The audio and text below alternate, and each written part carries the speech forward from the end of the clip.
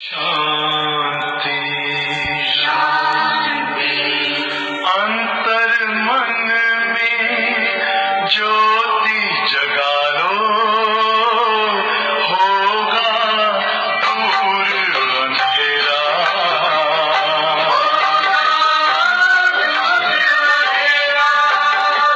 शिव का कर लो ध्यान, आ रहा पावन पुण्य सवेरा।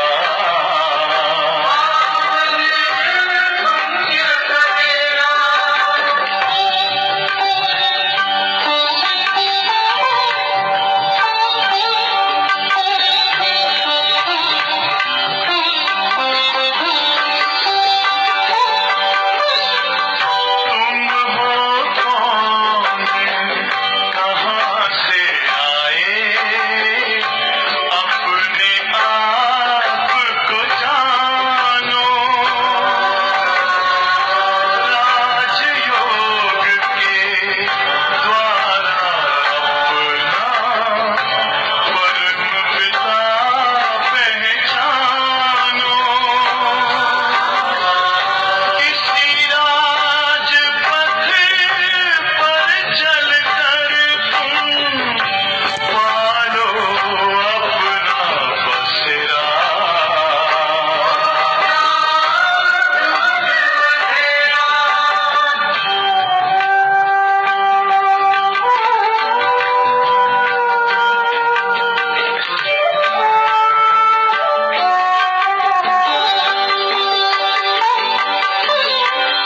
तुम हो आत्मा तन से प्यारे, परमात्मा को प्यारे। दिव्य गुणों को धारण करके योगी बनो दुलारे। ज्योति बिंदु ही तोड़ेगा ये माया मोह का घेरा।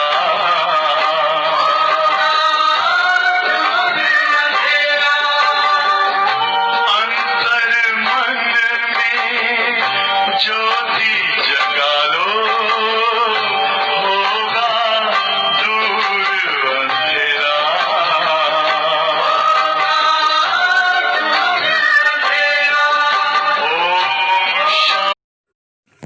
ओम शांति। आज है 14 तारीख़ माहवाके।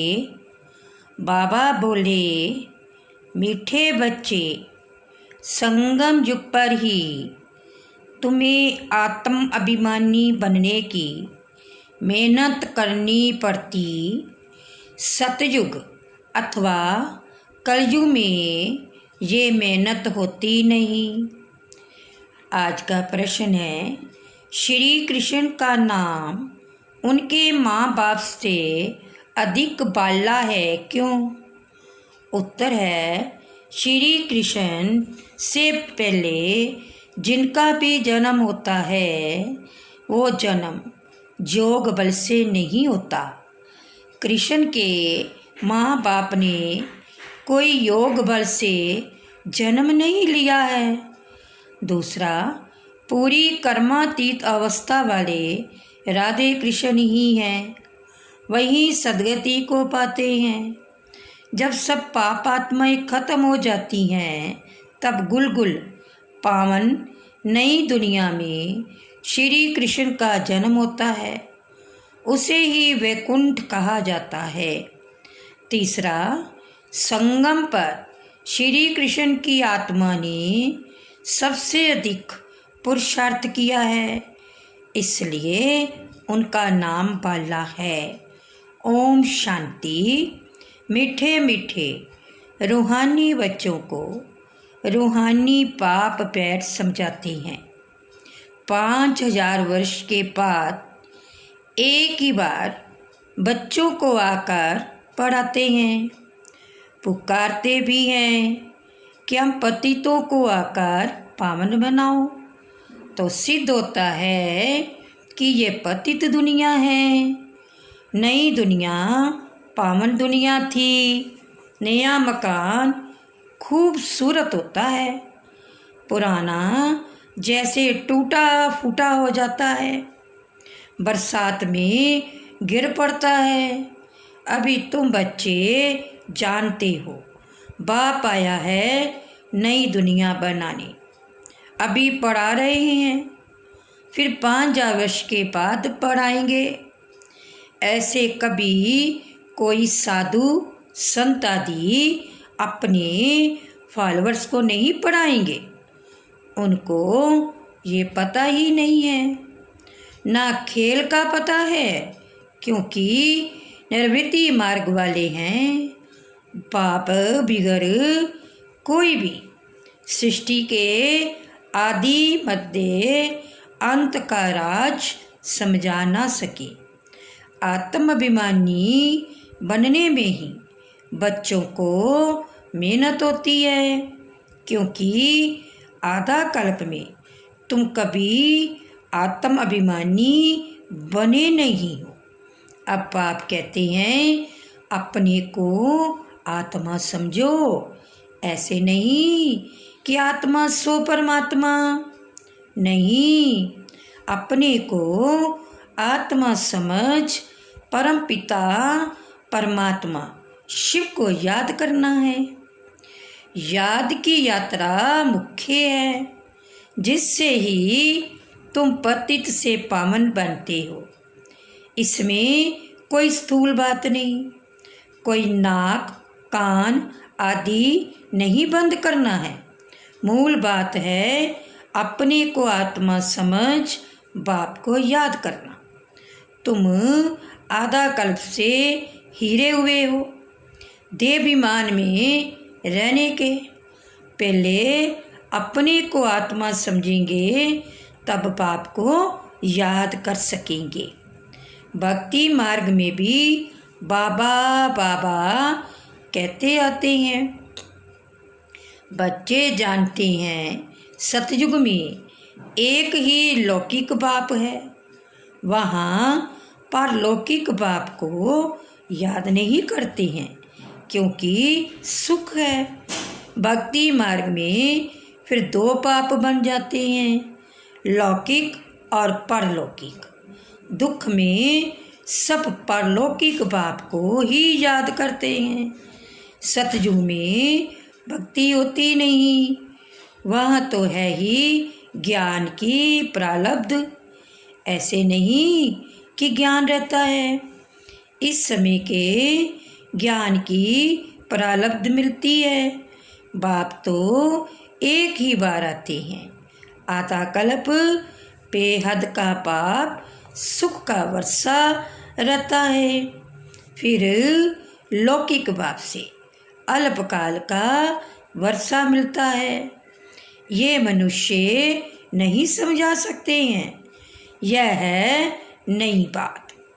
5000 वर्ष में संगम युग पर एक ही बार बाप आते हैं, जबकि कलयुग अंत सतयुग आदि का संगम होता है, तब ही बाप आते हैं नई दुनिया फिर से स्थापन करने।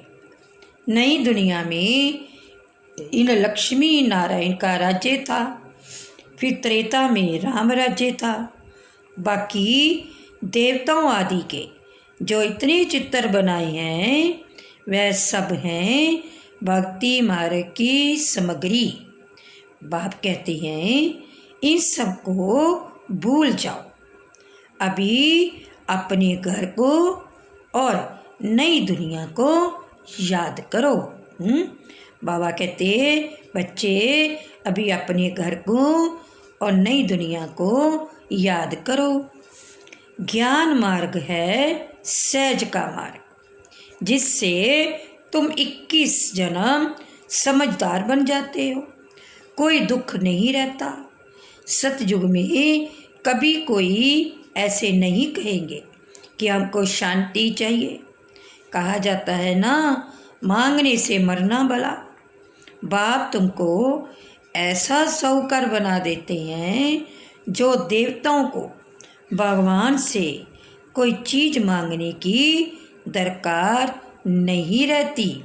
बाबा कहते बाप तुमको ऐसा साहूकार बना देते हैं जो देवताओं को भगवान से कोई चीज़ मांगने की दरकार नहीं रहती। यहाँ तो दुआ मांगते हैं ना, पोप आदि आते हैं तो कितनी दुआ लेने जाते हैं। पोप कितनों को पोप कितने की शादियाँ कराते हैं। बाबा तो ये काम नहीं करते। भक्ति मार्ग में जो पास्ट हो गया है सो अब हो रहा है, सो फिर रिपीट होगा। दिन प्रतिदिन भारत कितना गिरता जाता है। अभी तुम हो संगम पर, बाकी सब हैं कलयुगी मनुष्य। जब तक यहाँ ना आए तब तक कुछ भी समझ ना सके कि अभी संगम है वह कलयुग है। एक ही घर में बच्चे समझते हैं संगम पर है। बाप कहेंगे हम कलयुग में हैं तो कितनी तकलीफ हो पड़ती है। खान पान आदि का भी झंझट हो पड़ता है। तुम संगम युगी और शुद्ध पवित्र भोजन खाने वाले। देवताएं कभी प्याज आदि थोड़ी खाते हैं। इन देवताओं को कहा ही जाता है निर्विकारी। भक्ति मार्ग में सब तमो प्रधान बन गए हैं। अब बाप कहते हैं सतो प्रधान बनो। कोई भी ऐसा नहीं जो समझे कि आत्मा पहले सतो प्रधान बनी है, क्यों सतो प्रधान थी फिर तमो प्रधान बनी है, क्योंकि वह तो आत्मा को निर्लेप समझते हैं। आत्मा सो परमात्मा है, ऐसे कह देती है। बाबा कहते जो दुनिया वाले हैं आत्मा सो परमात्मा कहते हैं। बाप कहते हैं ज्ञान सागर मैं ही हूँ। जो इस देवी देवता धर्म के होंगे वह सब आकर फिर से अपना वर्षा लेंगे। अभी सैपलिंग लग रही है, तुम समझ जाएंगे ये इतना ऊंच पद पाने लायक नहीं है। घर में जाकर शादियां आदि करते छीछी होते रहते हैं तो समझाया जाता है ऊंच पद पा नहीं सकते। ये राजाई स्थापन हो रही है। बाप कहते हैं मैं तुमको राजाओं का राजा बनाता हूँ तो प्रजा जरूर बनानी पड़े, नहीं तो राज्य कैसे पाएंगे। ये गीता के अक्षर है ना, इनको कहा ही जाता है गीता का युग। तुम राजयोग सीख रहे हो, जानते हो। आदि सनातन देवी देवता धर्म का फाउंडेशन लग रहा है। सूर्यवंशी चंद्रवंशी दोनों राजाई स्थापन हो रही है। ब्राह्मण कुल स्थापन हो चुका है। ब्राह्मण ही फिर सूर्यवंशी चंद्रवंशी बनते हैं। जो अच्छी रीति मेहनत करेंगे वे सूर्यवंशी बनेंगे। और धर्म वाले जो आते हैं वे आते ही हैं अपने धर्म की स्थापना करने। पीछे उस धर्म की आत्माएं आती रहती हैं धर्म की वृद्धि। समझो कोई क्रिश्चियन है तो उन्हों का बीज रूप क्राइस्ट ठहरा। तुम्हारा बीज रूप कौन है? बाप, क्योंकि बाप ही आकर स्वर्ग की स्थापना करते हैं ब्रह्मा द्वारा। क्योंकि बाप ही आकर स्वर्ग की स्थापना करते हैं ब्रह्मा द्वारा। ब्रह्मा को ही प्रजापिता कहा जाता है, रचता नहीं कहेंगे। इन द्वारा बच्चे अडॉप्ट किए जाते हैं। ब्रह्मा को भी तो क्रिएट करते हैं ना। बाप आकर प्रवेश कर ये रचते हैं। शिव बाबा कहते हैं तुम मेरे बच्चे हो। ब्रह्मा भी कहते हैं तुम मेरे साकारी बच्चे हो। अभी तुम काले छीछी बन गए हो। अब फिर ब्राह्मण बने हो। इस संगम पर ही तुम पुरुषोत्तम देवी देवता बनने की मेहनत करते हो। देवताओं को और शूद्रों को कोई मेहनत नहीं करनी पड़ती। तुम ब्राह्मणों को मेहनत करनी पड़ती है देवता बनने के लिए। बाप आते ही हैं संगम पर। ये है बहुत छोटा युग, इसलिए इनको लीप युग कहा जाता है। इनको कोई जानते नहीं। बाप को भी मेहनत लगती है संगम पर। ऐसे नहीं कि झट से नई दुनिया बन जाती है। तुमको देवता बनने में टाइम लगता है। जो अच्छे कर्म करते हैं। बाप आते ही हैं संगम पर। यह है बहुत छोटा युग, इसलिए इनको लीप युग कहा जाता है। इनको कोई जानते ही नहीं। बाप को भी मेहनत लगती है। ऐसे नहीं कि झट से नई दुनिया बन जाती है। तुमको देवता बनने में टाइम लगता है। जो अच्छे कर्म करते हैं तो अच्छे कुल में जन्म लेते हैं। अभी तुम नंबरवार पुरुषार्थ अनुसार गुल गुल बन रहे हो। आत्मा ही बनती है। अभी तुम्हारी आत्मा अच्छे कर्म सीख रही है। आत्मा ही अच्छे व बुरे संस्कार ले जाती है। अभी तुम गुल गुल बन अच्छे घर में जन्म लेते रहेंगे। यहाँ जो अच्छा पुरुषार्थ करते हैं तो जरूर अच्छे कुल में जन्म लेते होंगे। नंबरवार तो है ना। जैसे जैसे कर्म करते हैं ऐसा जन्म लेते हैं। जब बुरे कर्म करने वाले बिल्कुल ख़त्म हो जाते हैं फिर स्वर्ग स्थापन हो जाता है। छांट छूट होकर तमो प्रधान जो है भी हैं वह ख़त्म हो जाते हैं। फिर नए देवताओं का आना शुरू होता है। जब भ्रष्टाचारी सब खत्म हो जाते हैं तब ही कृष्ण का जन्म होता है। तब तक बदली सदली होती रहती है। जब कोई छीछी नहीं रहेगा तब कृष्ण आएगा। तब तक तुम आते जाते रहेंगे।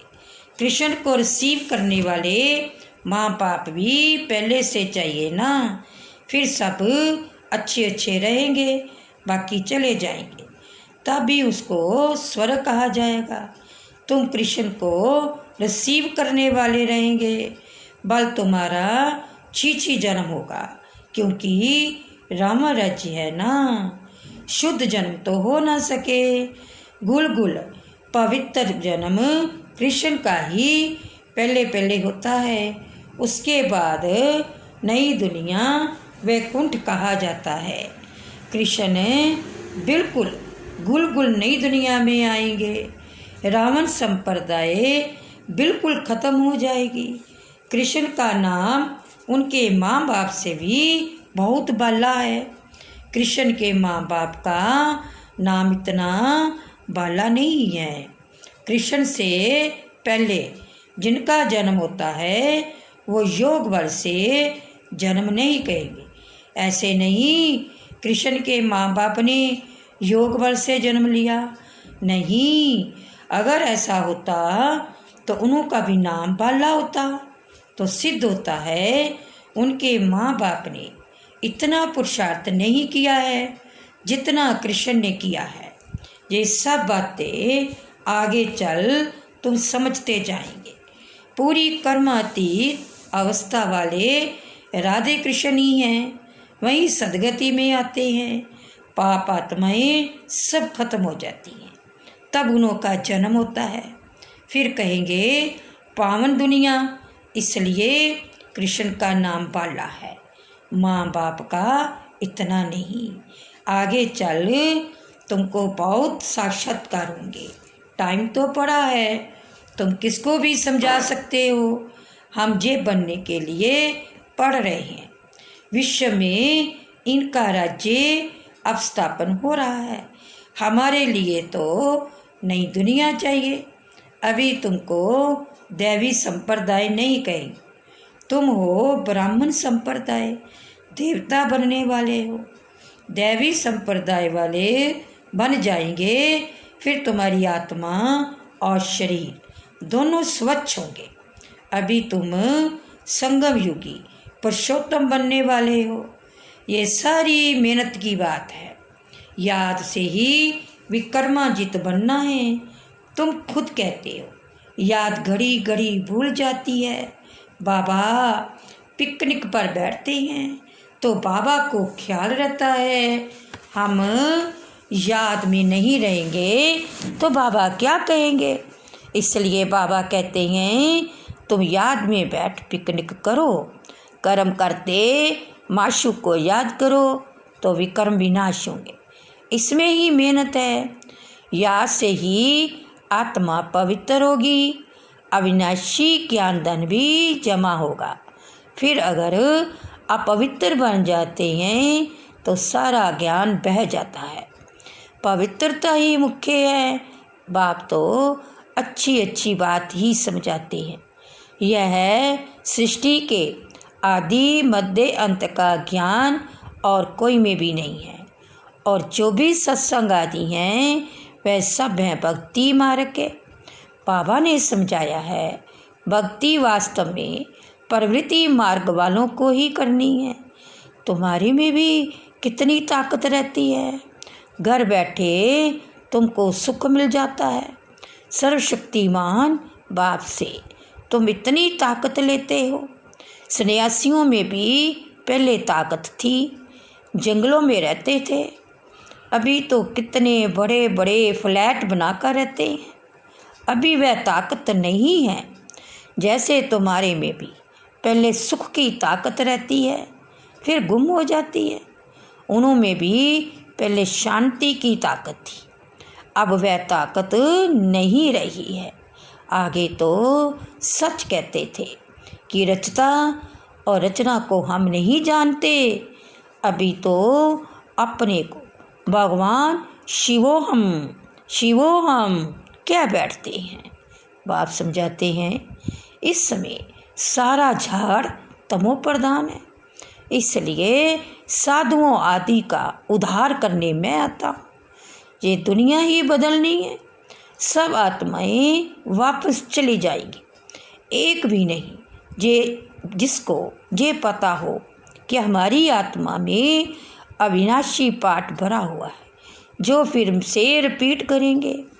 आत्मा इतनी छोटी है, इनमें अविनाशी पाठ भरा है जो कभी विनाश नहीं होता। इसमें बुद्धि बड़ी अच्छी पवित्र चाहिए।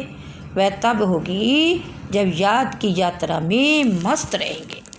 मेहनत सिवाय पद थोड़ी मिलेगा। इसलिए गाया जाता है चढ़े तो चाके रस, गिरे तो चकनाचूर। कहाँ ऊंचे ऊंच राजाओं का राजा, डबल सरताज कहाँ प्रजा। पढ़ाने वाला तो एक ही है। इसमें समझ बड़ी अच्छी चाहिए। बाबा बार बार समझाते हैं याद की यात्रा है मुख्य। मैं तुमको पढ़ाकर विश्व का मालिक बनाता हूँ तो टीचर गुरु भी होगा। बाप तो है ही टीचरों का टीचर, बापों का बाप। ये तो तुम बच्चे जानते हो। हमारा बाबा बहुत प्यारा है। ऐसे बाप को तो बहुत याद करना है, पढ़ना भी पूरा है। बाप को याद नहीं करेंगे तो पाप नष्ट नहीं होंगे। बाप सभी आत्मा को साथ ले जाएंगे, बाकी शरीर सब खत्म हो जाएंगे। आत्माएं अपने अपने धर्म के सेक्शन में जाकर निवास करती है। अच्छा मीठे मीठे सिक्की लते बच्चों प्रति मात पिता बाप दादा का याद प्यार और गुड मॉर्निंग। रूहानी बाप की रूहानी बच्चों को नमस्ते। हम रूहानी बच्चों की रूहानी बाप दादाजी को गुड मॉर्निंग और नमस्ते जी। अभी है धारणा के लिए मुख्य सार, ध्यान से सुनो। फर्स्ट है बुद्धि को पवित्र बनाने के लिए याद की यात्रा में मस्त रहना है। बुद्धि को पवित्र बनाने के लिए याद की यात्रा में मस्त रहना है। कर्म करते भी एक माशूक याद रहे, तब विक्रमाजीत बनेंगे। कर्म करते भी एक माशूक याद रहे, तब विक्रमाजीत बनेंगे। सेकंड है, इस छोटे से युग में मनुष्य से देवता बनने की मेहनत करनी है। इस छोटे से युग में मनुष्य से देवता बनने की मेहनत करनी है। अच्छे कर्मों के अनुसार अच्छे संस्कारों को धारण कर अच्छे कुल में जाना है। अच्छे कर्मों के अनुसार अच्छे संस्कारों को धारण कर अच्छे कुल में जाना है। आज का मीठा वरदान है, जहान के नूर बन भक्तों को नज़र से निहाल करने वाले दर्शनीय मूर्त भव। जहान के नूर बन भक्तों को नज़र से निहाल करने वाले दर्शनीय मूर्त भव। सारा विश्व आप जहान की आँखों की दृष्टि लेने के लिए इंतजार में है। सारा विश्व आप जहान के आँखों की दृष्टि लेने के लिए इंतजार में है। जब आप जहान के नूर अपनी संपूर्ण स्टेज तक पहुँचेंगे, अर्थात संपूर्णता की आँख खोलेंगे, तब सेकंड में विश्व परिवर्तन होगा। फिर आप दर्शनीय मूर्त आत्माएं अपनी नज़र से भगत आत्मा को निहाल कर सकेंगी। नज़र से निहाल होने वालों की लंबी क्यू है, इसलिए संपूर्णता की आँख खुली रहे। आँखों का मलना और संकल्पों का गुटका जुटका खाना बंद करो, तब दर्शनीय मूर्त बन सकेंगे। सुना, आज का स्लोगन है निर्मल स्वभाव निर्माणता की निशानी है। निर्मल स्वभाव निर्माणता की निशानी है। निर्मल बनो तो सफलता मिलेगी। अच्छा, ओम शांति। शुक्रिया बाबा, आपका शुक्रिया। आप हमें वरदानों से भरपूर करते हो। शुक्रिया बाबा, आपका शुक्रिया। ओम शांति।